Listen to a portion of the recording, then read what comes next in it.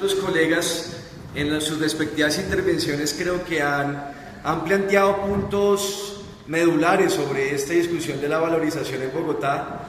Entonces voy a resumir algunas cosas, señora directora del IDU, que considero que son razones de peso para que este Consejo rechace el proyecto de valorización que presentó en las últimas semanas el alcalde Enrique Peñalosa.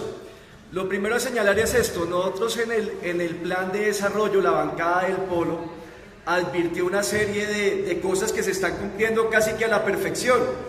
Nosotros dijimos, ese plan de desarrollo, el de Peñalosa, es un plan de desarrollo para implementar en Bogotá grandes negociados a favor de grandes cacaos, como las concesiones privadas de Transmilenio y las alianzas público-privadas, y para financiar esos grandes negociados, el alcalde Peñalosa va a acudir a feriar el patrimonio público. Ahí estamos viendo el caso de la ETB y el caso del 20% de las acciones de la empresa de energía de Bogotá. Dijimos, para financiar ese plan de desarrollo, el alcalde Peñalosa va a acudir a recortar derechos sociales, y ahí vemos el caso de las tarifas de Transmilenio y particularmente de subsidios como los que se les garantizaba a las personas con discapacidad. Y para financiar esos mega negociados, el alcalde Peñalosa va a acudir a más impuestos y contribuciones y tributos, y aquí estamos viendo el caso de la valorización. Es más, doctor Celio, en el plan de desarrollo que se aprobó por mayorías en este Consejo está un nuevo cobro de valorización por 1.9 billones de pesos. Por eso a mí me sorprende que algunas bancadas se hayan sorprendido que trajeran una nueva valorización, cuando eso ya estaba contemplado desde el inicio por el alcalde Enrique Peñalosa en su plan de desarrollo. Digamos que en eso sí fue sincero el alcalde, y esa fue una de las razones por las cuales la bancada del Polo no respaldó ese plan de desarrollo. Ya entrando en materia, señora directora del IDU, algunos puntos. Aquí la señora directora del IDU, en la presentación que hizo sobre la valorización, señaló que históricamente la valorización en Bogotá ha funcionado muy bien y que la gente había aceptado ese cobro y había pagado, digamos, con agrado el cobro de la valorización para tener un desarrollo urbano. Bueno, yo lamento decir que eso no es cierto, señora directora del IDU. Le pongo solamente dos ejemplos. Uno de ellos lo debe conocer bien el concejal Osman Martínez. En el año 2005, cuando en el gobierno de Samuel Moreno se aprobó, cuando en el gobierno de Luis Eduardo Garzón se aprobó el cobro de valorización y después se comenzó a cobrar en el gobierno de Samuel Moreno, hubo inmensas movilizaciones, gigantescas movilizaciones. El concejal Martínez se debe acordar de los residentes de Fontibón y Engativá contra los cobros arbitrarios de esa contribución por valorización, inmensas. En el Polo hicimos incluso una veeduría y dirigentes del Polo como el doctor Aurelio Suárez encabezaron esas grandes movilizaciones. Eso no es que la gente estuviera contenta, o sea, la gente de Fontibón no salió a las calles porque estuviera contenta con esa valorización, señora directora del IDU, no es porque la estaban rechazando, y fueron tan grandes que en ese momento el gobierno de Moreno tuvo que echar para atrás algunos de esos cobros en las localidades de Engativá y de Fontibón. Bueno, y en la pasada administración también ustedes recordarán que aquí comenzó a mencionarse el término del concejal número 46 contra el cobro de la valorización.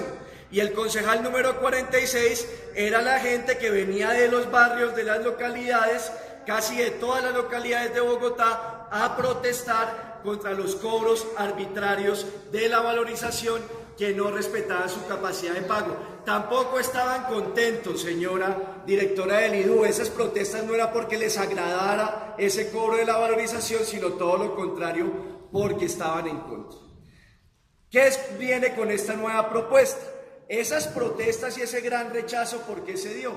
Por una serie de errores graves desde el punto de vista técnico que fueron identificados por importantes estudiosos de la valorización como Óscar Borrero, que ha hecho una serie de estudios sobre cómo ha funcionado la valorización en Bogotá y también la compara con las valorizaciones de ciudades como Medellín y Manizales y Pereira.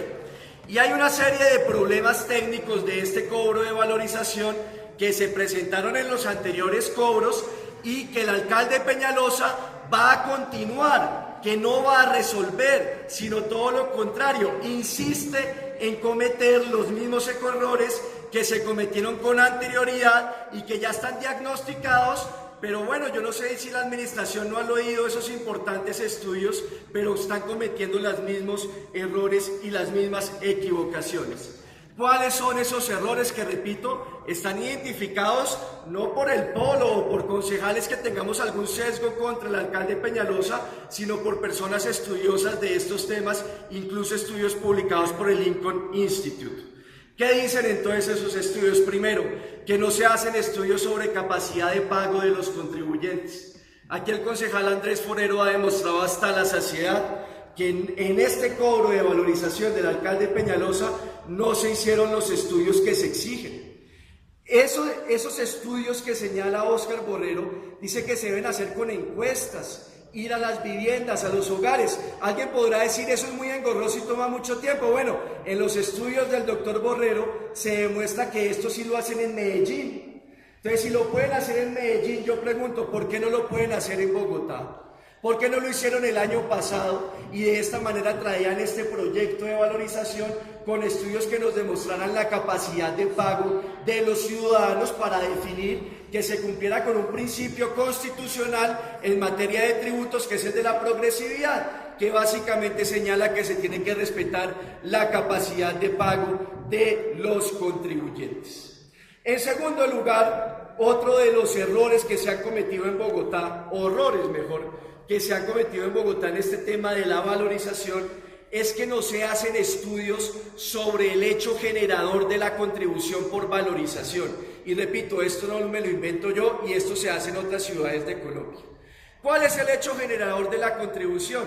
Que porque el distrito hace una obra pública, una vía, un parque o la obra pública que sea la piscina, como la están planteando acá, entonces que los predios aledaños van a valorizarse. Lo que ha sucedido en Bogotá es que en los últimos cobros de valorización no se hacen estudios que identifiquen de manera detallada en cuánto se va a valorizar un predio gracias a la obra que se va a hacer con esa contribución por valorización. Óscar Borrero en una entrevista que le hizo el Espectador dice, no se hacen esos estudios y la valorización se termina cuadrando a machete. Ustedes recuerdan cuando estaban en el colegio, en los textos de física uno tenía los problemas y al final de los textos de física tenía la solución al problema. Y muchos estudiantes lo que hacíamos era coger la solución y cuadrar ahí medio la respuesta, pero la cuadrábamos era a machetazos, como se dice en los términos escolares. Óscar Borrero dice que en Bogotá con la contribución hacen lo mismo. Más o menos calculan cuánto va a valer la obra. Dicen, bueno, le vamos a cobrar esta obra a 100.000 personas y dividen ahí entre 100.000 personas y van cuadrando el costo de la obra a machete.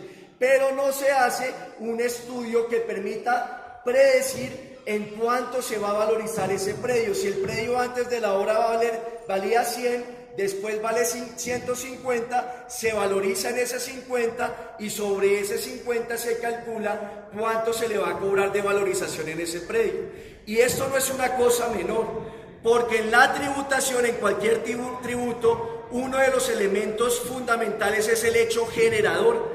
Y el hecho generador tiene que estar completamente claro. Y si no se hacen estos estudios para definir cuánto se va a valorizar un predio, pues el hecho generador no es claro y se incurre no solamente en ilegalidades, sino en arbitrariedades, porque se termina cobrando una valorización que no se sabe si va a tener esa valorización, ese predio o no la va a tener. Esto que ya está diagnosticado con lo que ha sucedido en los años recientes en Bogotá, el alcalde Peñalosa no lo resuelve en este nuevo cobro por valorización y siguen macheteando, como dice el doctor Borrero, los cobros de valorización, haciendo que se sobrepase la capacidad de pago de los ciudadanos. Y esto tampoco es algo muy difícil de hacer. Si lo hacen en Medellín, ¿por qué no lo pueden hacer en Bogotá estos estudios de detalle de la valorización de cada uno de los predios? Otro de los problemas históricos de la valorización en Bogotá es que no se tienen estudios previos que nos digan más o menos cuánto valen las obras. Es el típico caso del deprimido de la 94. Siguen macheteando. Entonces, no, el parque con la piscina y los juegos que nos mostraron acá vale no sé cuántos miles millones de pesos. Pero esos son como estudios conceptuales, como sueños que tienen. Esto más o menos lo calculamos en tantos miles millones de pesos, pero no tienen estudios de prefactibilidad que nos permitan tener una aproximación más o menos cierta de cuánto vale la obra. Es imposible tener una certidumbre, una certeza perfecta de cuánto va a costar una obra. Eso hay riesgos y de todo, pero más o menos lo responsable es tener más o menos una aproximación con estudios por lo menos de prefactibilidad, que la piscina va a costar tanto, que los jueguitos al lado de la piscina va a costar lo otro, que la ciclorruta va a costar lo otro, y de esa manera poder calcular con esos estudios cuánto es que se debe cobrar por la contribución de valorización. Y finalmente esta administración, bueno, aparte de que, y aquí ya lo han criticado mucho, que las obras que se prometieron con valorización, pues todavía la gente las está esperando, y además la gente está esperando que les devuelvan esa plata, que en eso no voy a detallar porque aquí ya se ha detallado bastante. Es que yo no sé si el alcalde Peñalosa y sus funcionarios no leen los periódicos y las noticias económicas del país. Es que el país está atravesando por una profunda crisis económica que por supuesto golpea los bolsillos de los ciudadanos, particularmente de los sectores populares y de las clases medias. El primer trimestre de este año la economía apenas creció en un puntico. Los más optimistas dicen que este año vamos a terminar con un crecimiento de 2 puntos. Yo no soy tan optimista porque el aparato productivo nacional se sigue hundiendo, se sigue quebrando, y eso aumenta los problemas de desigualdad, de pobreza y de desempleo, y no es un problema solamente de los estratos 1, 2 y 3, golpea a todos los estratos. Pero además de este problema de crisis económica que tiene el país, también tenemos el antecedente que este año comenzó a cobrarse una reforma tributaria que, como lo dijimos desde el Polo, es una reforma absolutamente regresiva que está exprimiendo los bolsillos de los ciudadanos. Y entonces a toda esa situación económica bastante difícil, el predial sigue creciendo al 20% con los límites que aquí le pusieron. Le van a cobrar más contribución por valorización a la gente. Yo estoy de acuerdo con lo que decía aquí el ex asesor de la pasada administración, que ahora aparece pues defendiendo a esta administración, cosa que llama la atención, pero entonces señalando que se necesitan contribuciones, impuestos para hacer las obras porque se necesita el gasto público. Claro, eso es de la lógica. Pero lo que no puede hacer un gobierno es exprimir los bolsillos de los ciudadanos para poder hacer esas obras. O sea, los recursos son escasos, hay que priorizar los recursos y las inversiones. No es conveniente exprimir a los ciudadanos porque además eso empeora la crisis en la medida en que disminuye la capacidad de pago y la capacidad adquisitiva de la gente. ¿Cómo vamos a hacer que la economía pueda dar un salto si la gente termina con toda su plata o todo su ingreso, lo termina destinando a más pasajes de Transmilenio, a más contribución por valorización, al predial que sigue disparado? Es decir, así no se puede reactivar la economía si no se reactiva la demanda de una sociedad, y este tipo de cobros que no tienen en cuenta eso, pues lo que hacen es profundizar más los problemas económicos que tiene la ciudadanía. Yo señalo esto, además, prioricen las obras.